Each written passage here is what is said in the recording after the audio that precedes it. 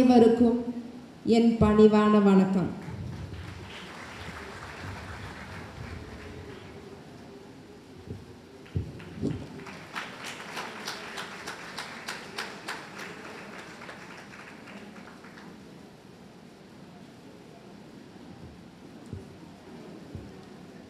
என் முதல் அடையாளம் புரட்சி தமிழன் சத்யராஜன் மகள். எங்க அப்பா தான் எனக்கு உயிர். அதனால அந்த அடையாளம் எனக்கு பிடிச்சது. ஆனால் நமக்கெல்லாம் ஒரு தனி அடையாளம் வேணும். நான் வேலைக்கு சேர்ந்து ஒரு ஊட்டச்சத்து நிபுணர் ஆனதுக்கப்புறம் ஊட்டச்சத்து நிபுணர் திவ்யா சத்யராஜ் அப்படிங்கிற அடையாளம் வந்தது.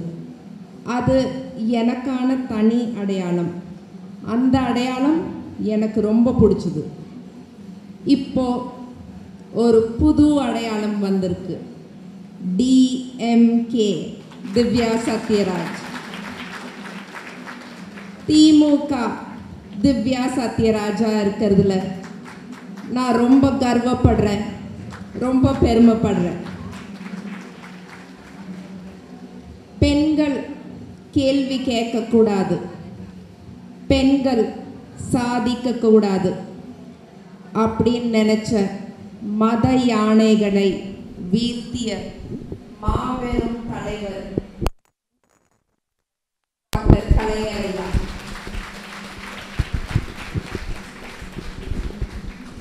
பொதுவா வயசுல பெரியவங்க காலேஜ் படிக்கிற ஒரு பொண்ணோட அப்பா அம்மாவை பார்த்தா அவங்க கேட்குற முதல் கேள்வி, மாப்பிள்ளை பார்த்தாச்சா, எப்போ கல்யாணம் பண்ணுறீங்க, உங்கள் பொண்ணை எங்கே கொடுக்குறீங்க, பொண்ணை எங்கேருந்து எடுக்கிறீங்க, என்னமோ நம்மெல்லாம் ஒரு கமாடிட்டி மாதிரி.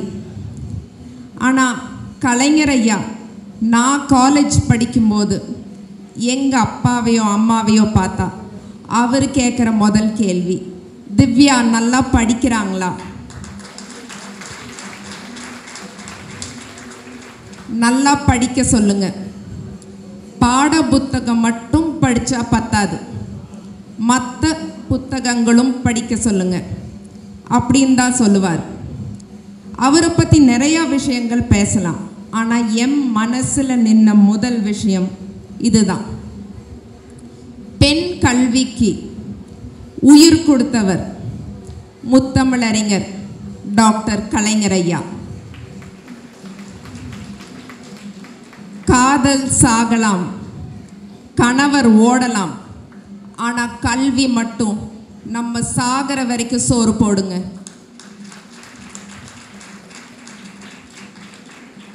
பெண்களுக்கான சொத்துரிமை, பெண்களுக்கான இட ஒதுக்கீடு, பெண்கள் சிந்திக்கணும், பெண்கள் சிரிக்கணும், பெண்கள் சாதிக்கணும் அப்படின்னு நினச்சவர் தான் நம்ம கலைஞர் ஐயா.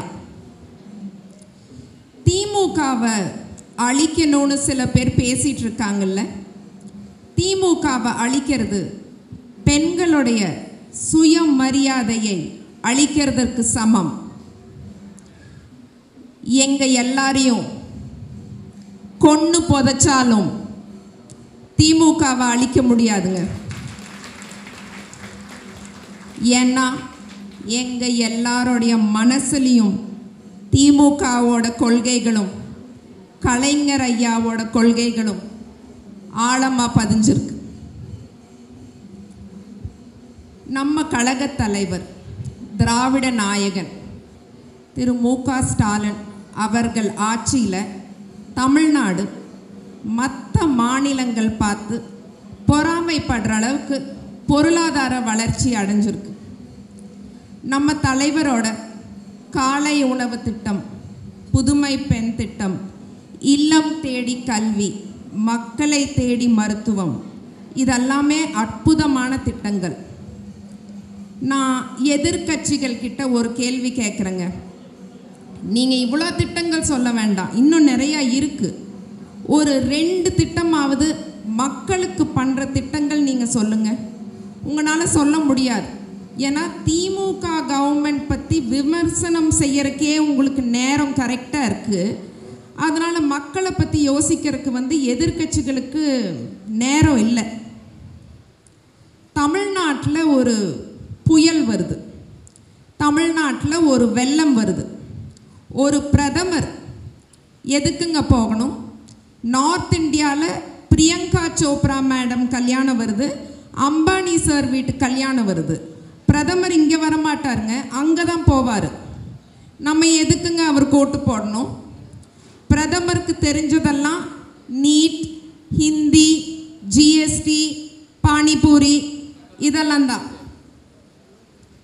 இன்னொரு முக்கியமான விஷயங்க, மெடிக்கல் காலேஜில் சேர்ந்த அடுத்த நாள் ஒருத்தர் டாக்டர் ஆனால் அவர் தப்பாக ஊசி போட்டு எல்லாரும் செத்து போயிடுவாங்க. அதே மாதிரி அரசியலுக்கு வந்தோடனே யாரும் துணை முதலமைச்சரோ ஆக முடியாது. நான் ஒரு எக்ஸாம்பிள் சொல்கிறேங்க. நம்ம மாண்புமிகு துணை முதலமைச்சர் திரு உதயநிதி ஸ்டாலின் அவர்கள், அவர் முதல்ல இளைஞர் அணியில் இருந்தார். அதுக்கப்புறம்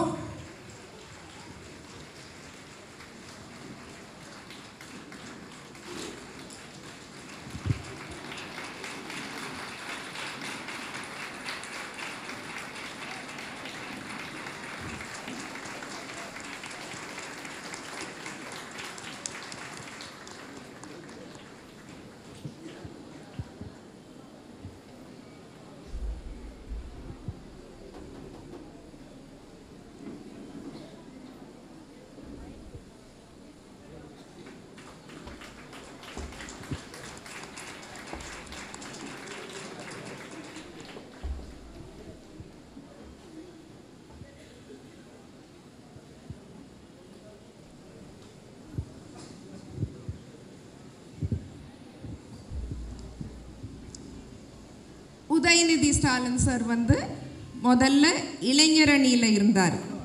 அதுக்கப்புறம் மக்கள் ஓட்டு போட்டு எம்எல்ஏ ஆகி, நான் இந்த ஒரு வரி மட்டும் திரும்ப சொல்லிடுறேங்க, ஏன்னா சில பேருக்கு புரியாது.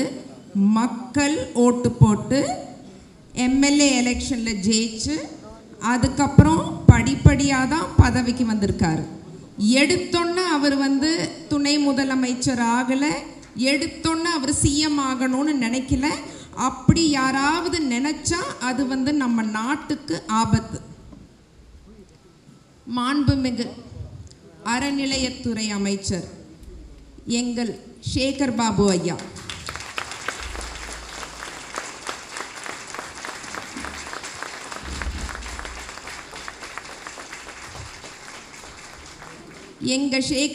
ஐயா கடந்து வந்த அந்த பாதை ரொம்ப கடினமான பாதை. ஆனால் அவர் காலையில் எந்த அளவுக்கு எனர்ஜியோடு இருக்கிறாரோ நாள் முழுவதும் அதே எனர்ஜியோடு தான் இருப்பார். இப்படி ஒரு அற்புதமான மனிதரை சந்திக்கிறதுக்கு ஒரு வாய்ப்பு கொடுத்த எங்கள் அப்பாவுக்கு என்னுடைய நன்றி. சேகர் பாபு ஐயா திமுகவின் மிகப்பெரிய பலம்.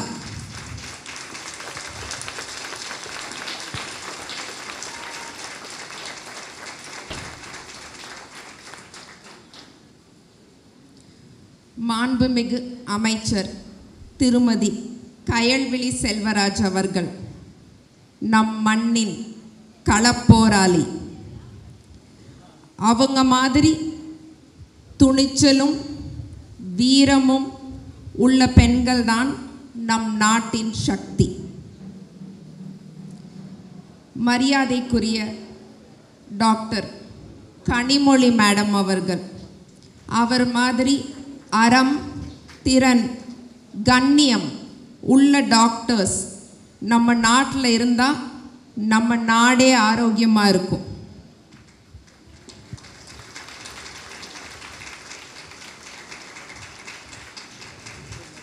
மரியாதைக்குரிய எங்கள் மேயர் பிரியாராஜன் அவர்கள்,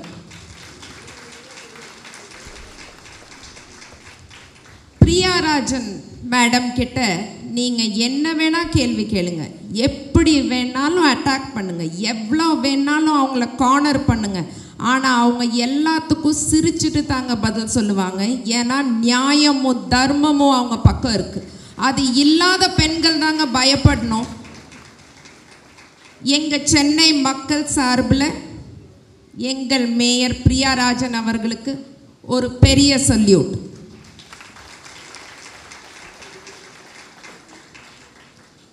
எங்கள் மகளிர் அணியின் தலைவர் திருமதி விஜயா அவர்கள் ஒரு புரட்சி பெண்.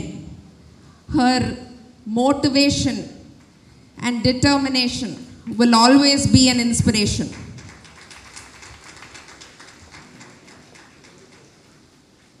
என் குரு, என் ஆசிரியர் முனைவர் பர்வீன் சுல்தானா அவர்கள், அவங்களோட பேச்சை எல்லாரும் கண்டிப்பாக கேட்கணும், பெண்கள் கண்டிப்பாக கேட்கணும். அவங்களோட பேச்சை கேட்டால் நம்ம எல்லாரும் வாழ்க்கையில் ஜெயிச்சிடலாங்க. ஒரு 3 விஷயம் சொல்லிட்டு என்னோட பேச்சை முடிச்சுக்கலான்னு நினைக்கிறேன். எல்லார பற்றியும் பேசணும்னு நினச்சேன், ஏன்னா டைம் கொஞ்சம் கம்மியாக இருக்குது. என்னோட இன்ஸ்டாகிராம் கமெண்ட்ஸ் நான் எப்போதும் படிப்பேங்க, ஏன்னா நான் எல்லாரையும் மதிக்கணும்னு நினைக்கிறேன். கமெண்ட்ஸ் எல்லாத்துக்கும் நான் ரிப்ளை பண்ணுவேன்.